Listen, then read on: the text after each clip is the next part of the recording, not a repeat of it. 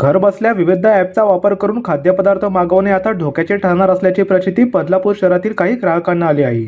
सध्या झेप्टो ॲपच्या माध्यमातून मागवले जाणारे अनेक पदार्थ खराब निघत असल्याच्या घटना सातत्याने समोर येत आहेत। याबाबत अनेक राजकीय सामाजिक संघटनांनी या ॲपच्या चौकशीची मागणी केली आहे।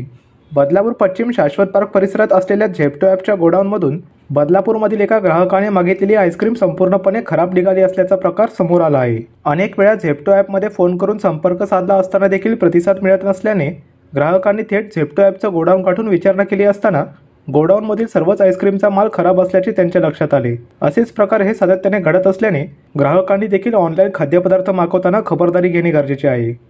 आईस्क्रीम मागवलेली, छोटे मुलं पण होती। पहिले दादांनी घेतली आईस्क्रीम खायला, नंतर छोट्या मुलांनी पण घेतली। तिच्यात बघितलं तर म्हणजे खराबच होती अख्खी आणि पिवळा कलर असा येलोइश होता कलर।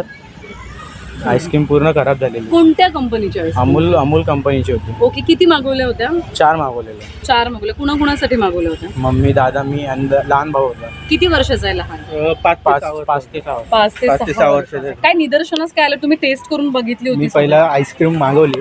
मी त्या जो आईस्क्रीमचा जो पार्सलवाला होता ना त्याला मी कॉल पण केले, त्यांनी कॉल काही रिसीव्ह केले नाही। पण मी त्याला आईस्क्रीमसाठी बोललो, इथं येऊन बोललो मी त्यांना, दादा बोललो तुमची आईस्क्रीम अमूलची आईस्क्रीम अशी आहे बटरस्कॉचची। त्यांनी सुद्धा ओपन केली, त्यांच्या पण प्रोडक्टमध्ये खराब निघाले। तर ते आईस्क्रीमची चव म्हणजे वेगळीच लागत होती। त्यामुळे ते 5-6 वर्षाची जो मुलगी होती ना, त्याचं काय प्रॉब्लेम झाला असतं तर कोण जबाबदार त्यासाठी? प्रतिनिधी ऋतिकेश रोकडे, लोकपालक न्यूज, बदलापूर।